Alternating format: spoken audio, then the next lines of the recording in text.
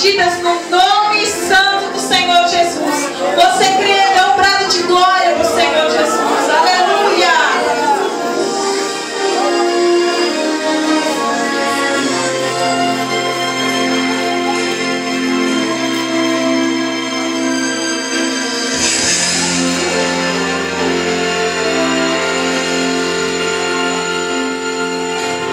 Qual será o segredo de Sansão?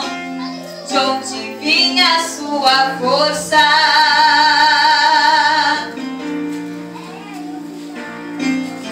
E o que você me diz de Josué, que conseguiu fazer o sol parar?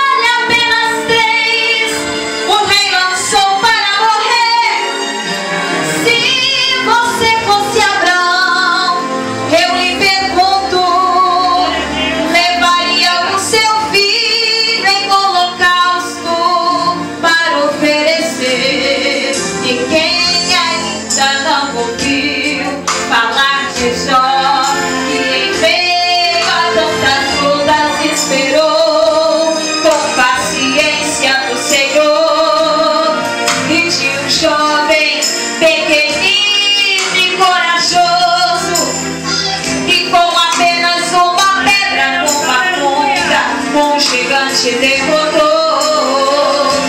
É difícil imaginar como Israel ficou tão alto e pôs abaixo a muralha que cercava a Jericó.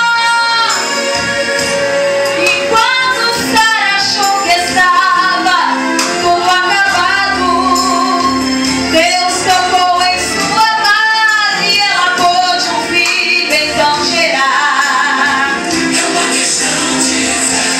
Pois nenhum desses é melhor do que você. É uma questão de fé.